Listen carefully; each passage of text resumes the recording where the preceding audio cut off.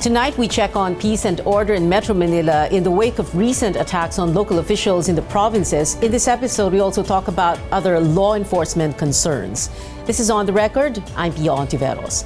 With us, National Capital Region Police Head Chief Superintendent Guillermo Eleazar, Southern Police District Director Chief Superintendent Tomas Apolinario, Northern Police District Director Chief Superintendent Gregorio Lim, Chief Superintendent Joselito Esquivel is Quezon City Police District Director, Senior Superintendent, I just promoted you, Senior Superintendent Bernabe Balba, Director of the Eastern Police District, Chief Superintendent Rolando Anduyan, Manila Police District Director, so General Eleazar and General Apolinario, General Lim, General Esquivel, Colonel Balba, and General Anduyan, thank you very much for being here. Welcome to the show. Sir, let's begin with you.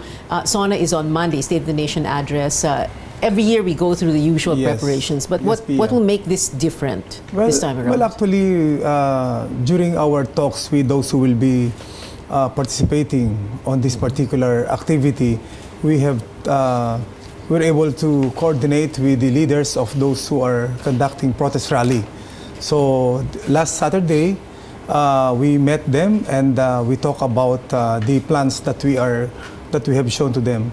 Actually, we have two plans, the deployment plans. One is the traditional plan wherein they will be staying in along Commonwealth Avenue. Ito yung dating deployment during the previous administration. But for the past two Sonas, hinayaan natin that they can stay closer to the Batasang complex, which is just 100 meters or 50 meters away from that place. So right now, they requested that they will be staying in Commonwealth Avenue. Oh, ayaw na nila doon malapit sa Batasan. Yes, kasi ang iniisip nila doon is masyadong marami doon pagka-participate sila sa kanila ngayon at mas maganda kung they will be staying in Commonwealth Avenue. Okay. So that's the plan and we have agreed on this particular issue. Now, another challenge is those who are supporting or supportive of this government.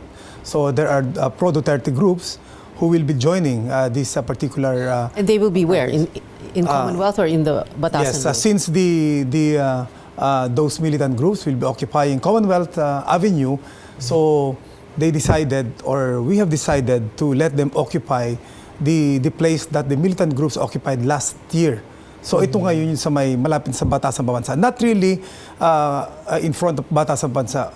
But like 100 meters from the gate. Yes, right? Last time they occupied just the front of the Batasan complex, itong sa may DSWD. Pero ngayon, dito sila dun sa may IBP Road, which was previously And you don't occupied. expect, wala namang kinaasahang gulo? No, hindi natin nakikita yon kasi nga, based on our experience with these groups, particularly the militant groups, dahil meron tayong usapan, we came to an agreement. And if there's an agreement, so guidelines will be in place so that any violation or deviation from the guidelines, then we can do our intervention like dispersing them.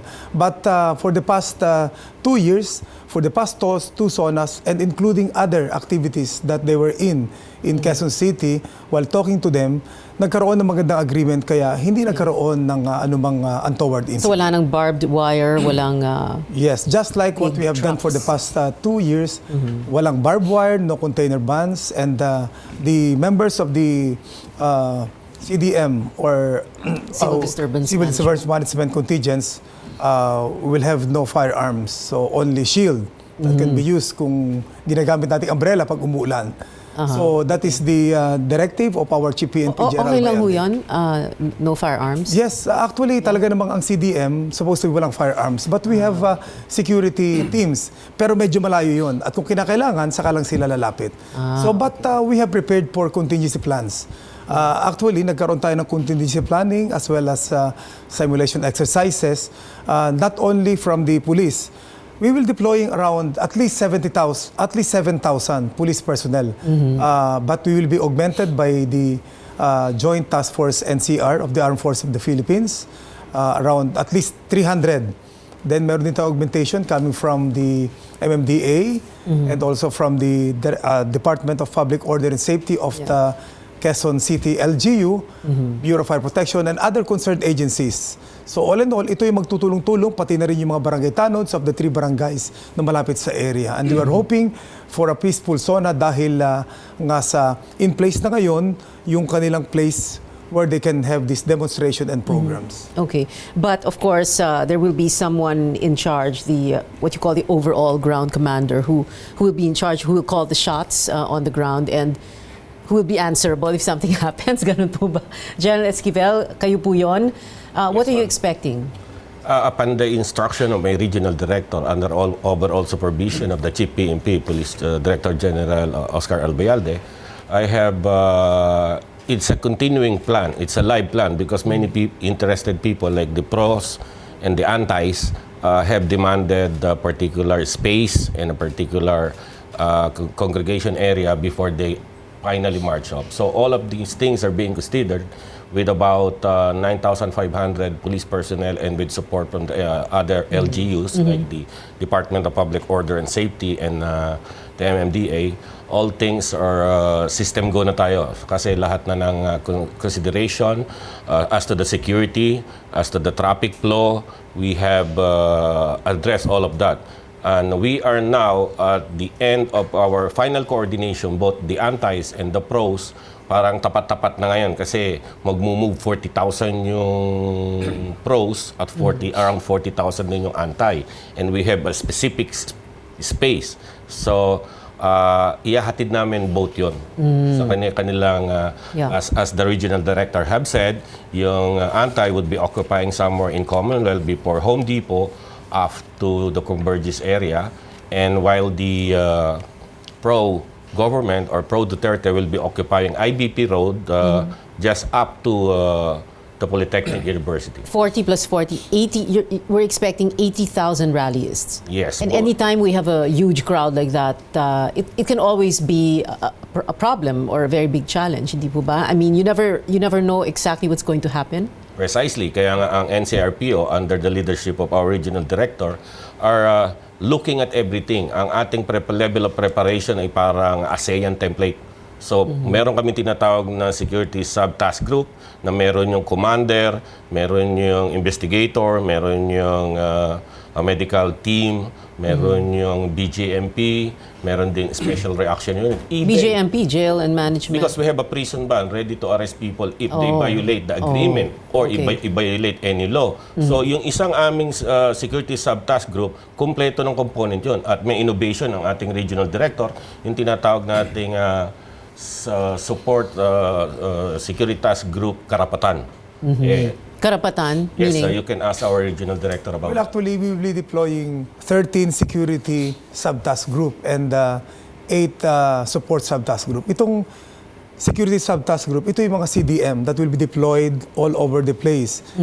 Sa vicinity ng Batasan Pambansa. Yung security, yung support sub-task group naman, dinagdagan natin ng SSTG Karapatan. So ito ngayon, this is led by our human rights officer and it will be augmented or assisted. We requested CHR to provide us with their representative. Is this the first time we've had something like this? Parang well, actually, every year we were inviting the CHR to send a representative during our coordinating conferences.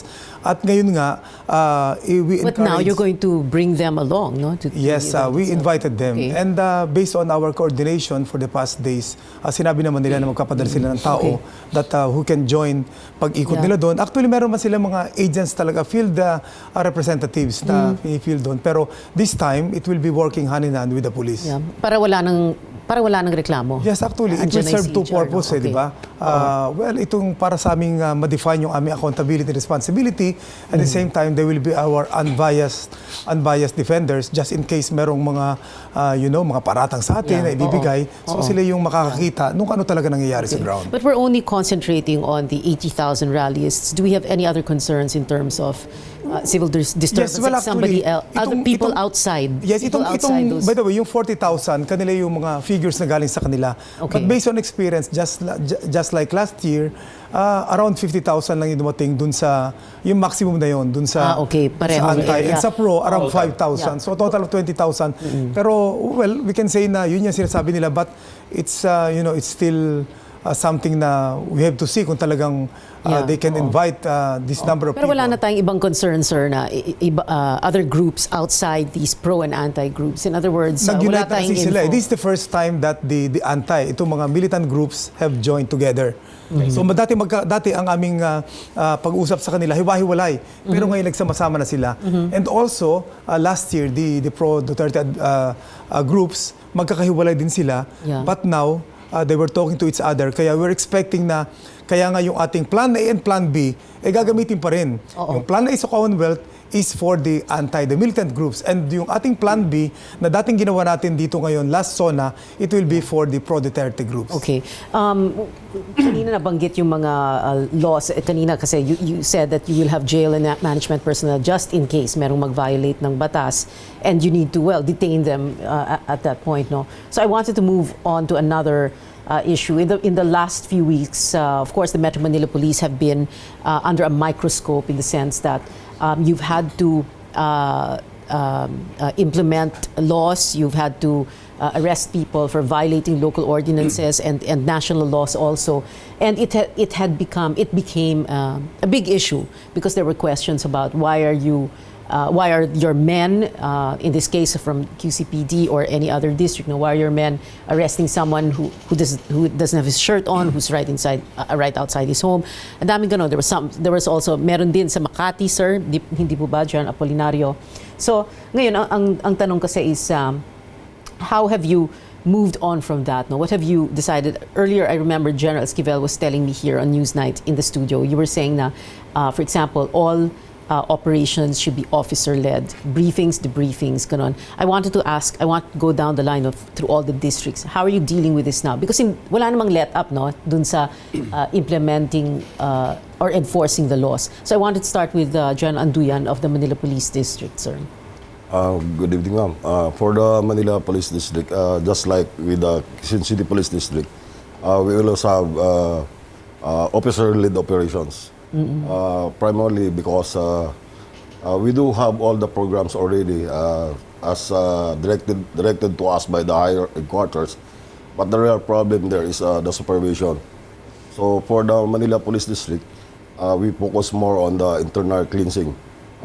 What we have there is part of our roadmap, which is learning and growth. We should have very professional and disciplined police officers because we cannot do the basic work of the police, which is the crime prevention and the crime solution, if we ourselves are not disciplined. And for doing that, we should have the support of the community in order for us to achieve the motive, which is the prime objective of the PNP, which is the peace and order. Yeah. Kaya po ba, General Anduyan, last night, merong mga CITF, Counterintelligence Task Force, correct, no? Yes. Elements that went to the MPD, tapos meron silang inaresto? Yes, ma'am. Actually, before that, we do have an operation together with our regional director. That was a report coming from the PDEA. And I myself and the regional director were the one who apprehend that rogue policeman. And for the case last night, actually the CITF, together with the seniors of Kalamat, we talked to each other that some of my policemen are doing, again, the wrongdoings, which is basically the Kotong cops. So we act Kotong accordingly. meaning nag-extort sila. May Yes, ma'am. inaaresto, tapos... And they ask something for in exchange. So after the preparation, we apprehend the police officer who are involved on robber extortion. But does that mean also na walang kasalanan yung naaresto nila? Kasi may inaresto sila. May in-extortan na nga. Pero you're saying walang kasalanan yung inaresto nila. If you will study the situation, there was actually an infraction of the law. That's why they apprehend.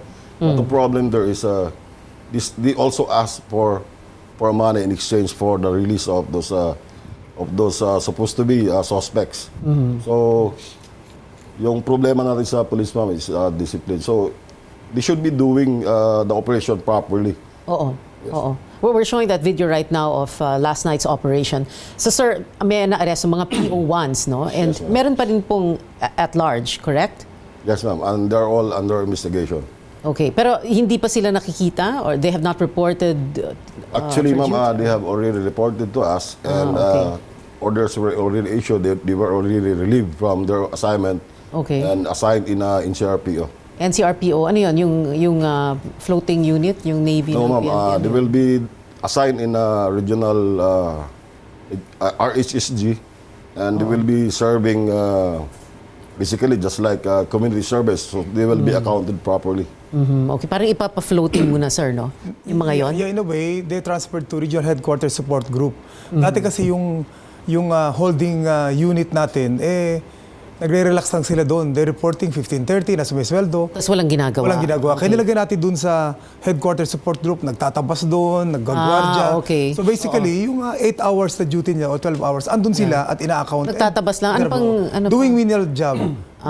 Cleanliness of the camp, Yeah. and then guard details, Yeah. at kung merong mga deployment for security and other visibility patrols, isasama natin doon. Oo. So while they're facing administrative case, dahil we want them na masibak sa serbisyo eventually, so habang iniimbestigahan, dapat nagtatrabaho sila. Hindi pwedeng nag-relax lang sila na nasa floating status. But is that, I mean, kanina sabi nyo a while ago, para masibak sila, but there is that possibility na hindi, no? If they stay, We have to differentiate kasi yung sibak sa pwesto, sibak sa serbisyo. Kasi lagi natin naririnig, sinibak sa pwesto. So basically, transfer natin siya. They were relieved from their assignment and they're assigned to one assignment. Now, yung sinibak sa serbisyo, may due process tayo.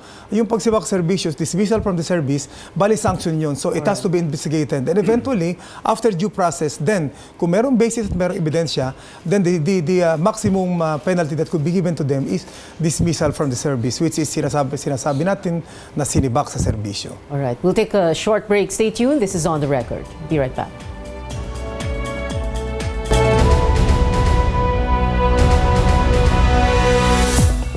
This is On the Record. Welcome back. We're talking about peace and security in Metro Manila. With us, the five district directors, Manila, Quezon City, Southern, Eastern, and Northern. And of course, led here by the NCRPO Regional Director, General Guillermo Eleazar. We'd like to hear from the Northern Police District, from General Greg Lim, the Eastern Police District from Colonel Joel Balba, and the Southern Police District from General Apolinario. Let's begin with the EPD, Colonel Balba. Let's talk about yung implementation ng mga city ordinances.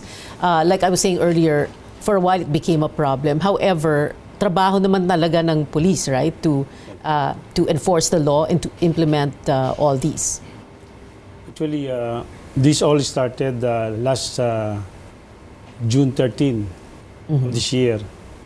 And I saw it from record of the Eastern Police District, even prior to that date, we have already implementing city ordinances against violators of city ordinances.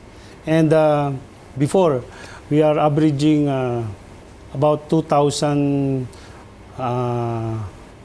operations per week. But now, it has increased by 50%.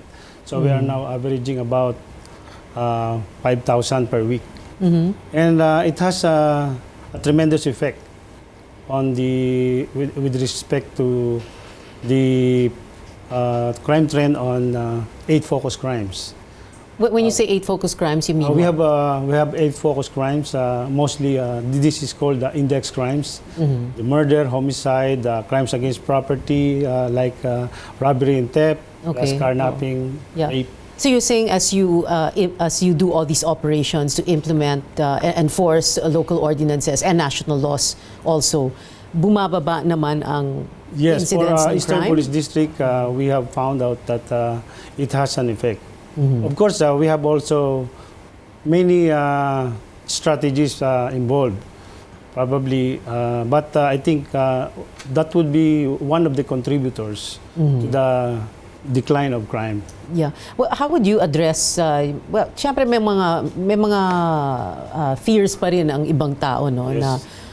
Na, naku, andyan na yung police, they're going to arrest me. May mga ganun, ano? Para bang takot ka agad ang, what takes people over?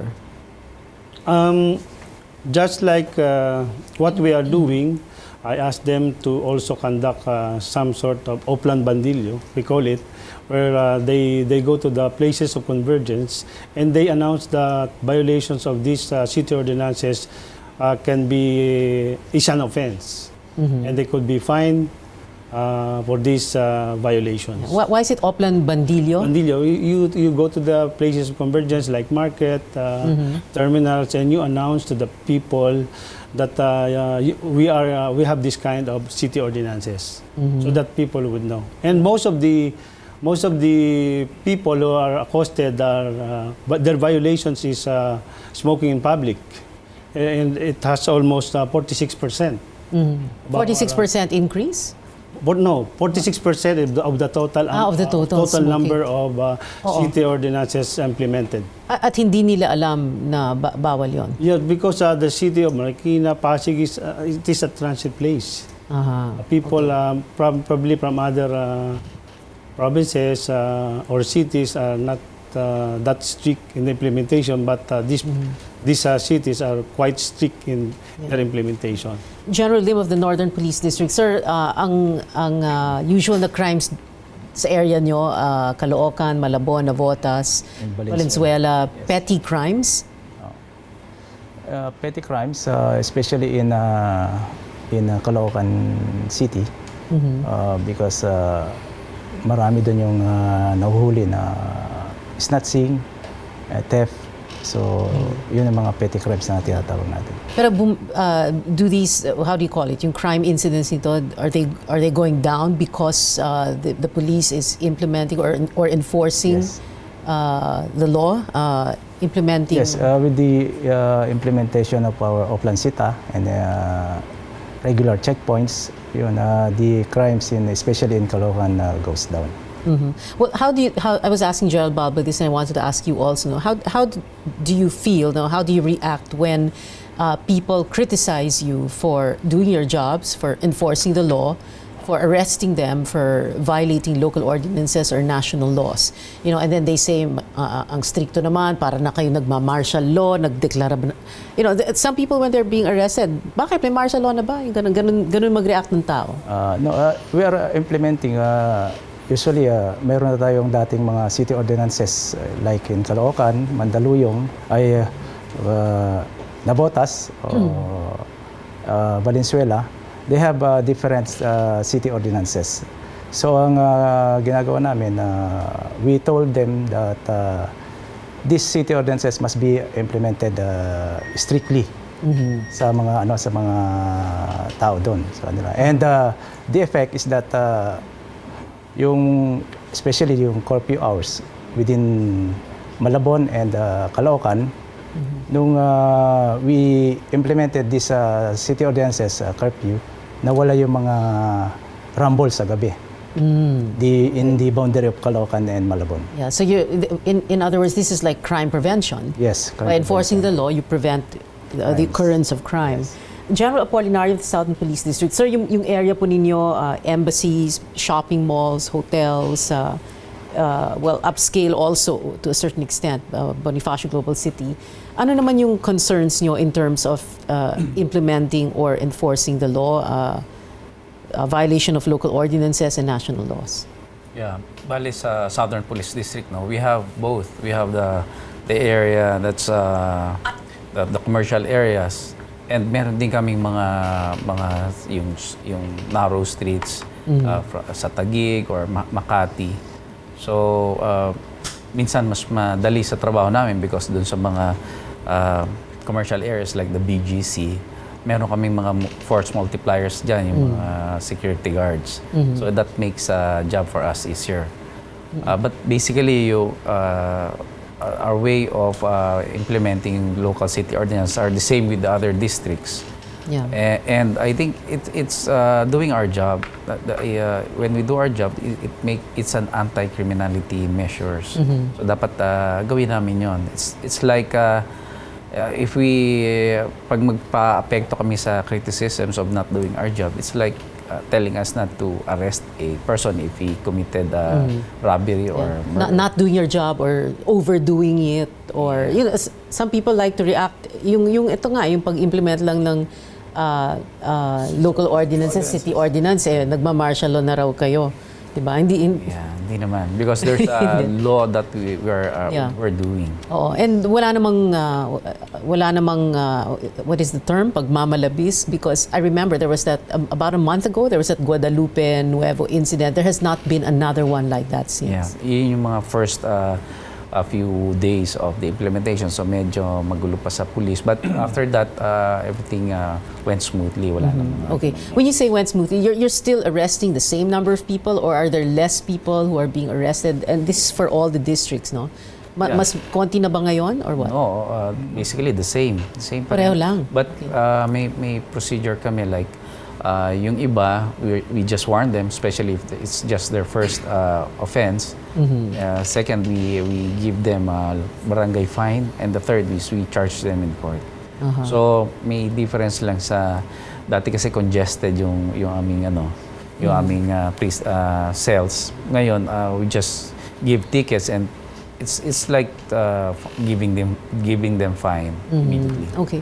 Well, I would bring up that the criticism of people na para na kayo nagma-martial law, because kayo lahat naman graduated from PMA, and you left PMA just right after the EDSA revolution. So class 87, kayong tatlo, General Eliazar, General Apolinar, General Lim, class 88 naman, General Esquivel, Colonel Balba, Colonel Anduyan, General Anduyan, you are class 90. Yes, ma'am. 90, di ba? So, parang at that point in time, hindi nyo naman naranasan yung magserbisyo na may martial law, and yet people insist on bringing that back. So, how does that affect your work? Or Actually, in the implementation of these city ordinances, we are trying to be considerate. Dahil na rin sa clamor ng ating mga kababayan and also the Commission on Human Rights. In fact, as of this afternoon, since June 30, we breached 57,000 accosted, not arrested, violators of city ordinances. accosted, that includes yung sinasabihan Yes, lang. out of these 57,000 actually, 60% of these were just warned. So ito yung binigay lang ng paalala. Just like what Toho said, they were brought to the station, and upon checking on their records, kung wala naman dati lang previous record, so binibigyan ng warning at saka pinauuwi na. Then 29% of them, out of the 57,000, ito naman yung nagbumulta lang. So through the barangay or the LGU. And only 11%, ito lang they were charged in court or they were referred to the city prosecutor. And detained. And detained while waiting for, unless they will be fined, and fine will be given to them. Sir, itong 57,000 for all the districts, walang recidivist yan, walang umuulit. Para bang, na-aresto na kita, o ikaw na naman, parang Well, actually, walang sila ngayon meron. na-charge. Yung unang di ba, na-warned, di ba? Na-warned, After that, pag nalaman natin na sila yung mga dating na-warned, so hulihin na sila. Okay. So meron ganon? Yes. Na warningan, all the districts may ganon, na warningan, umulit pa. Kaya nga, pero as of this evening also, only 30 remain to be in our custody. So out of the 57,000 na inakos natin, contrary dun sa narinig dati natin na pinakikita na nakakulong sila sa siksigang congested detention cell, hindi yun, kasi only 30 remain to be in our custody. Not necessarily inside the jail, but in our custody. So ito yung sinasabi natin naman na, napakalaking bagay that these violators of ordinances are being accosted dahil sila yung ating concern for crime prevention. We know for a fact that the crime started with the small crimes, and the best approach on this policing is to address this while it is small. Diba? And don't wait for this na mag-isang serious crime and eventually maging problema ng ating community. Okay, but of course there is criticism also of that kind of thinking. We'll talk about that in just a bit. This is On the Record. We're taking a quick break. Stay with us. We'll be right back.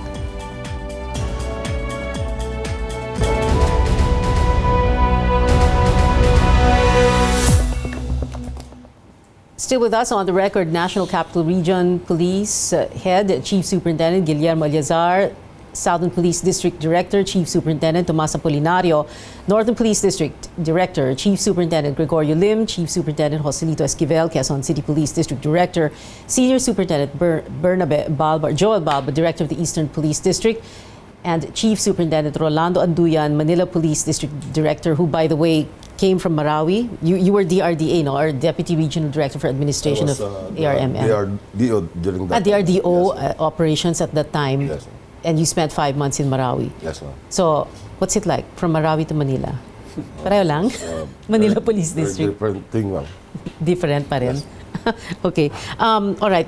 Nabanggit na nga ni General Eleazar ang congestion, and that was one of the issues that cropped up when we had incidents in the Quezon City Police District AOR.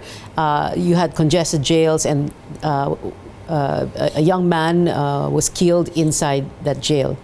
General Esquivel. Yes, that was an unfortunate incident wherein one of the victim, but he died not actually about congestion. He was a man.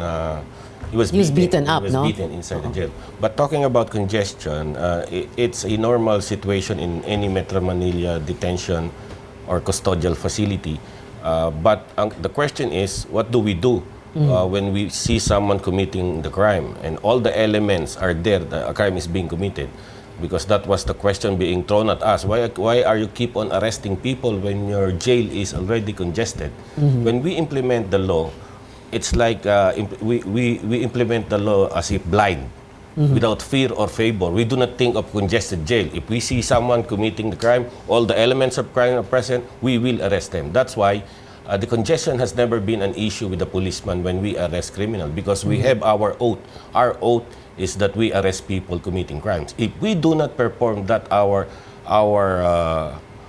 oath, then we do not have the right to wear our badges. It's our social contract to the people to arrest people committing the crime. The congestion in the jail is another problem which can be solved. I want to go back to one of the issues that General Anduyan brought up, yung internal cleansing. And I'm sure, well, I don't know if it is the same for all the districts or maybe you have similar cases. You are also going after rogue elements in your areas, right, Colonel Balba? Yes. We subject our personnel to random drug testing so that we would know if our personnel are using drugs. Yeah. Yung mga na-involved sa Manila Police District, mga PO1 is it correct and fair to say, or is it wrong and unfair to say na yung mga PO1s are basically, or police officer ones, that's the lowest rank? Yun ba yung napapatrobol talaga at bakit? Probably because they are in the front lines. And for the rogue PO1, probably there's probably some sort a problem in the recruitment, because we might be hiring people not fit for the job. Yeah. Well, who So we recruit? need more effort on the background investigation of our personnel. Yeah, well, two follow-up questions for that, General Eleazar. Who recruits them anyway? I mean, everybody thinks it's the PNP. PNP within Applecom. Yeah. Oh, and wasn't there a plan, merong sinabi dati si Chief PNP, si General Albayalde, na ipapa-SAF training, Special Action Force Yes, training. that's for yun? training. Oo. That for recruitment is a different thing. Okay. But you see, bakit maraming PO1? Like, kasi ang aming organization is like pyramid. Pinakamaraming PO1. So in any team, chances are 50% of the operatives there are PO1. Kaya talagang sila, ang chances, mas malaking rate na sila talagang ang makasama doon. But just to say, meron ding iba na mga sinasabi nating involved in irregularities who are not PO1, even SPO1, SPO2. So, well, indeed, that's why it is one of the programs of the present leadership na to run after this, rogue cops. And the internal cleansing is the one that we are continuously conducting. So, well, in the recruitment process, interventions are being done. So it is being restudied. In fact, pati na rin yung pagtitrain sa mga kadete, and which are being handled by a separate bureau is now being it is being studied for us to PNP na ang mag-handle nito. Yeah. And this When is you say the separate bureau, you're talking about the Philippine Public Safety College. Okay. Yes, but well, pinag-aaralan to kasi mas maganda kasi kung PNP mismo maghahawak dito sa mga training nito. But marami pang ibang intervention that are being undertaken by the PNP to improve the recruitment and as well as the training. And definitely, ang kailangan din natin dito is the effective supervision of its commander. So, the PNP regional directors, district directors, and the chiefs of police and station commanders should be the ones supervising our personnel. You know, ang isang PO1 or isang police, he will think twice na gumawa ng kasalanan if he knows that his being misdeeds watched. will not be tolerated by his superior. Yun lang natin laging tatandaan. Yeah, oo. Yung mga PO1 na yan, and like you said, minsan may mga SPO1, others who are involved. And again, like you said, as long as they are closely supervised or closely managed by their commanders, there shouldn't be a problem. Is that why every time someone does a misdeed, like for example si General Esquivel, hindi ba remember you nirelieve mo yung station commander halimbawa doon where that incident happened, yung inaresto yung hindi na walang t-shirt na suot halimbawa. Parang command responsibility yung is the lesson you're trying to teach your men? Definitely, if something happened in a station or in a district, the commander will only be held accountable. It's like a command responsibility. But there are levels of command. That's why it's not automatic na yung the highest commander will be relieved. Sometimes for the station, meron kasi pag pumasok na yung kaso, ang una dyan is the desk officer that will record. And then if the person needs to be detained, there's a jailer. And there's the duty officer. And also there is a senior patrol supervisor. It depends. Okay. I wanted to ask about, the war on drugs. Before General Albayalde, it was General De La Rosa. And the PNP was severely criticized for quite a number of killings. As a matter of fact, one of them, very sensational, the case of Kian De Los Santos in Caloocan, your area, General Lim. Now, the impression people are getting is that parang wala masyadong patayan, ganun ba? Not too many sensational cases that are happening. What's going on, General Eliazar? Well, actually, nagkaroon tayo ng mga lessons learned from the previous experiences, and that's why it has been studied for twice. We were stripped from the active support to PIDEA. There was a time na hindi kami nag-ooperate sa illegal drugs, and then there were guidelines and safety nets and measures that were included in our operations. So, in effect, these interventions made us more responsible in our campaign against illegal drugs. And this resulted to the awareness of all. Yeah. Pero just to say, meron pa rin kasi mga incidents that sa dami ng operations na kinakandak ng ating operatiba, there are indeed some encounters. But these encounters, dahil ito dun sa, the resistance from these suspects. And we can do nothing but to defend ourselves. In fact, maraming instances that even the police personnel themselves were wounded or were killed in this armed encounter. Pero nakikita nga natin ngayon, mas sinasabi natin, mas aware tayo ngayon, mas responsible, and we are doing our job better than before. But the war on drugs goes on. Yes, definitely. It has not dented that. Yes, we cannot campaign. afford to slow down what we have gained for the past 2 years. Ito nakita natin so many just like in the crime statistics of Metro Manila, I would like to compare the focus crimes or the index crimes for the first 2 years of this administration compared with the last 2 years of previous administration. Here in Metro Manila, we have recorded 49% reduction in crime. So, and this is because of war and drugs. And of course, the implementation of laws and city ordinances. So talaga naging effective ang ating ang kampanya dahil alam natin that, around 70% of the crimes being committed, somehow it is connected with drugs. Kaya napakalaking bagay nun. At ito, we have to continue doing this. And then survey will assess and also will say, and pati na rin yung ating mga kababayan, na indeed, talaga namang we have to accept this na nag-improve yung problema sa droga. While it is true na andyan pa rin yan, but it keeps on improving and we have to continue doing this so that eventually we can have a better place where we have drug-cleared or drug-resistant community. Okay. Do you get the 5 district directors? Is there some way that you're able to monitor? Or do you get information? Do people give you feedback? No. Do they feel safer? Or do they feel vulnerable? What do people tell you? How do you get that information? And what kind of information do you get? General Apolinario.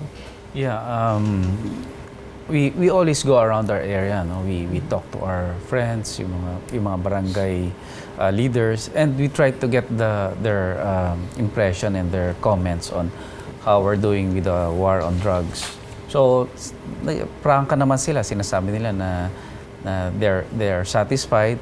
Before, daming tambay sa area nila. Ngayon, they feel safer kasi wala na by this time of the hour, wala nang mga matambay doon. So we roam around. We get feedbacks from people, from the community. I think that's the best way of getting feedback from the people. Also, yung text natin, yung NCRPO text, we get information from that.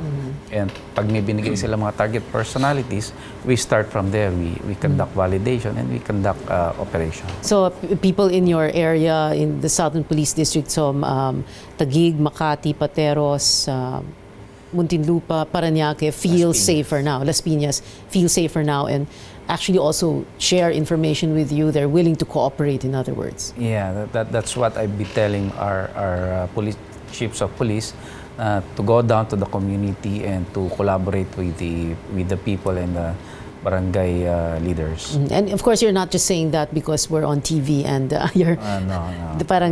yeah, because some people say, oh, that sounds so self-serving. Of course, you'll say that people feel safer, no, but there is that actual feedback. Yeah, I think that's really one way of knowing if whether it's successful or not. You ask the people and they're going to tell you kung talagang satisfied sila and they feel safer.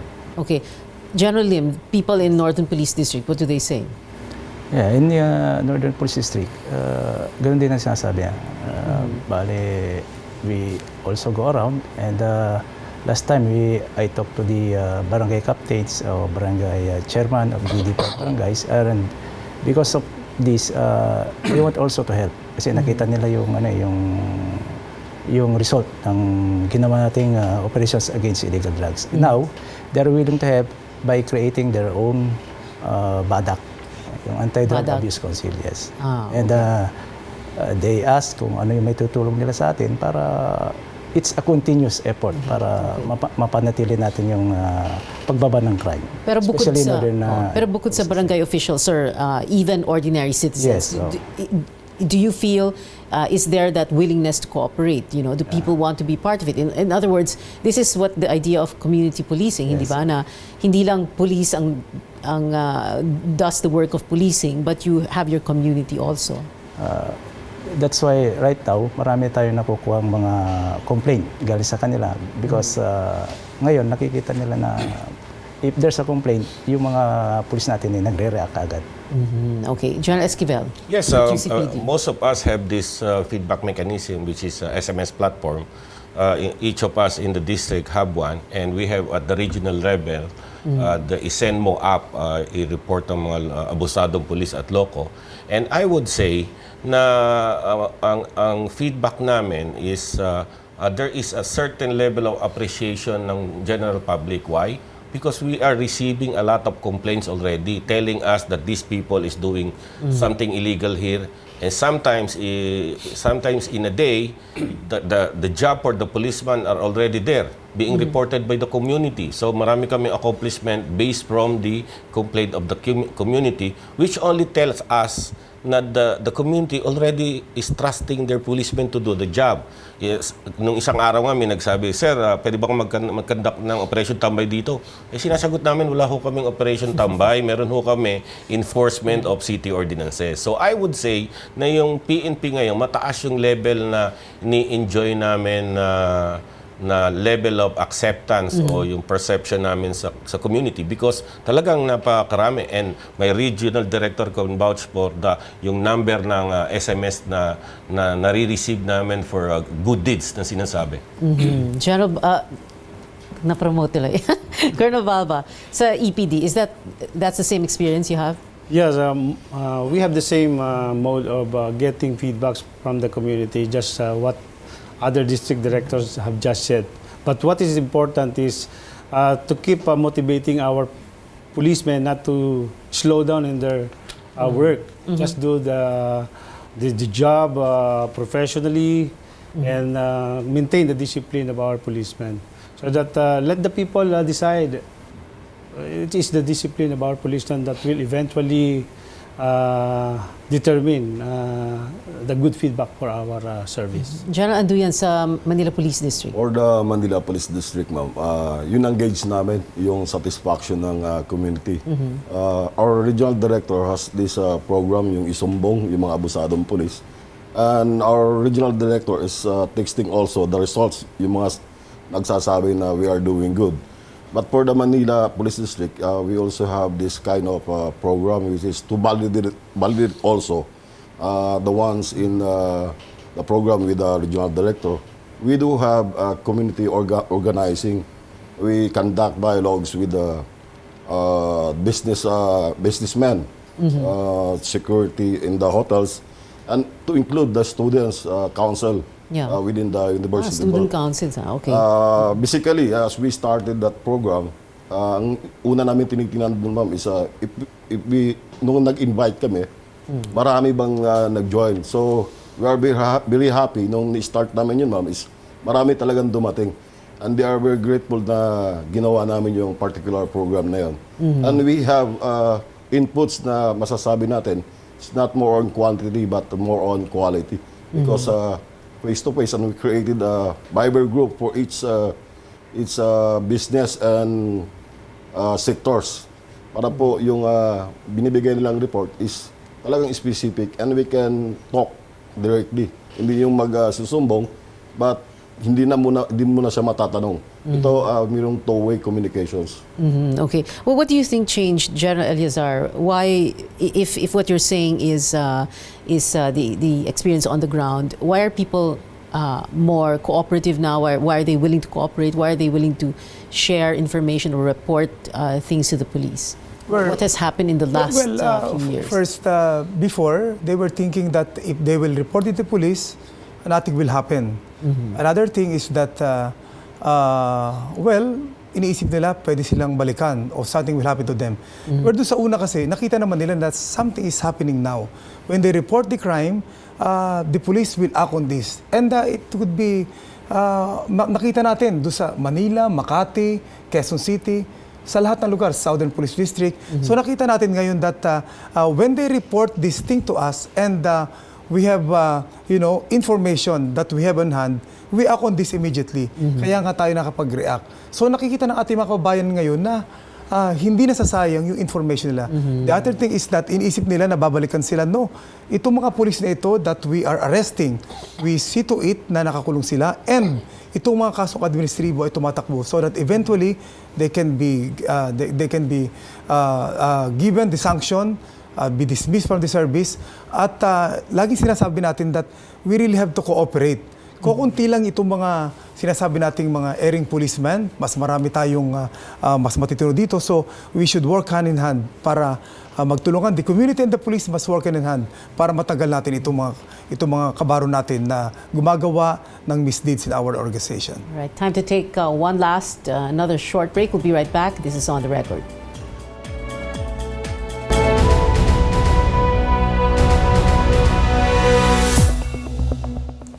Welcome back. We're on the last stretch of the program. We're still talking about peace and order here in Metro Manila. We're going to get final words, but before that, just one final question to General Eleazar. Someone had called in and said, police visibility now, there has to be more of that. They weren't specific, no, what areas, but can you talk to us about that? You have your patrols, you have your checkpoints, etc. Yes, for crime prevention, the interventions that we're doing is police visibility, definitely. So we have this checkpoint operation. and we have beat patrolling, and itong mga checkpoint operation and Oplan Sita. Well, stretch out ang ating mga pulisan. Yeah, stretched out, no? Ano po yung ratio ngayon, sir? Yes, actually, ito ginagawa natin na every day, every night, we have checkpoint operations everywhere, and then responding to the request for police assistance. And just the same, we had red teams to monitor. That's why we are conducting inspection, not only the regional director, but also district directors and the chief of police to see to it that these interventions are in place and it is being implemented. So, but just the same, the peace and order is not primarily, well, it is the concern of everybody. That's why we are asking for the cooperation of everyone. If you see something, say something. Yes, that's Report why, it, and then yes, there will kaya be nga tayo, action. meron tayong nilabas na SMS hotline that we can also send the pictures and video for Viber. This is ito yung police na abusado, pusher at mga loko, agad isend mo sa Team NCRPO. We Team NCRPO, yun yung yes. number. Okay. Actually, the number is 0915-888-8181 for Globe and 0999-901-8181 for Smart. They can send SMS message, pwede rin sa through Viber, Right. WeChat, Pictures and video and also also. video. So that Okay. this information, the police, naandyan ang ating kapulisan, but we need more information so that we can act on this definitely. So it's not enough for them to upload sa social media because there are times hindi nyo naman namomonitor, you're not maganda able to kung- monitor. Mas maganda yung kung idiretso. Yes, Pia, mas maganda na idiretso sa amin. That's Okay. why we have this Total, number. most smartphones naman have Viber anyway, so they can do that. Pero sir, yung ratio, Metro Manila Police to citizens is Yan, one is 6,507. 6,000. One police for 6,000. 600. No, I'm sorry. One policeman for every 657 people. And or the ideal population. ratio is, or should be, 1:500. 1:500. But of course, pagdating kasi sa mga district, mas mataas yung kanilang police population ratio kasi there are policemen or units who are not detailed with the districts like our Regional Mobile Force Battalion. So there are thousands of police assigned there. So sa kanila, lumalabas sa 1:700, 1:800. But for NCRPO, when we talk about the whole police personnel compared with the population, it's 1:657 Okay. police population Let's ratio. move into final words. We have 3 minutes, so you have 30 seconds each. Let's begin with General Anduyan, Manila Police District. I encourage the public, ma'am, not to be afraid of us. We need their help. We want to catch the rogue policemen, and we want to do our job properly. We're doing this for the people, not for ourselves, but for the people. Thank you, sir. Colonel Balba, Eastern Police District. Yes, thank you for the opportunity for giving us tonight by showing what we are doing in the district, the different districts, and just report crimes to your policemen and continue trusting your policemen.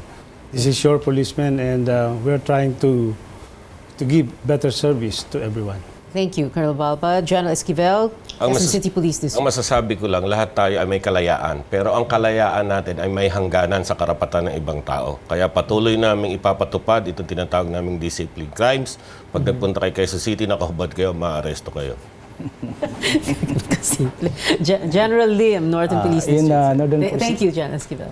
In Northern Police District, we need the help of the people in our area. So kailangan namin ng information sa kanila so that lahat ng krimen na may susumbong nila sa amin at we assure that gagampanan namin ang magagawa ng ating mga kapulisan para ma-address lahat ng problema doon sa Northern Police District. Thank you, General Lim. General Apolinario, Southern Police District. Yes, thank you again, Pia, for inviting us here. We're appealing to the people to trust your policemen. Alam ko meron pa rin mga pailan-ilan dyan, but rest assured, we're not tolerating them. We're giving them, we're being best examples to them by not doing the illegal thing. So, kailangan namin yung mga support from the people. Thank you. Thank you, General Apolinario. And General Eleazar. Yes, for the final words of our district directors, they've talked about crime prevention and community participation. On my part, this is about Sona. So we are expecting so many mobilization, both from the supporters and those against government. So itong kahabaan ng Commonwealth Avenue ay isasara natin. So compared with previous Sona, even before this administration, since we have construction here along Commonwealth Avenue, we're expecting monstrous traffic. So my advice or my appeal to the public is kung wala po kayong gagawin naman sa araw na yun sa Sona, sa Monday, huwag na lang kayong pumunta doon sa may area ng vicinity ng Batasan Complex dahil napakadili ng traffic. At huwag na kayo mag-contribute sa congestion ng traffic doon at hindi para huwag na kayo ma-stress din. So for those who will be joining the Sona, panatili nating maayos at tahimik ang pagdaraos ng activity nito. Thank you, sir. Thank you to the 5 district directors of the NCRPO, General Anduyan, MPD, Colonel Balba, EPD, QCPD, General Esquivel, General Lim, NPD, and General Apolinario, SPD, and General Eliazar, Guillermo Eliazar, Regional Director, NCRPO. Sir, thank you very much for being with us tonight. Maraming salamat po sa inyo. This is On the Record. I'm Pia Hontiveros. Thanks for watching.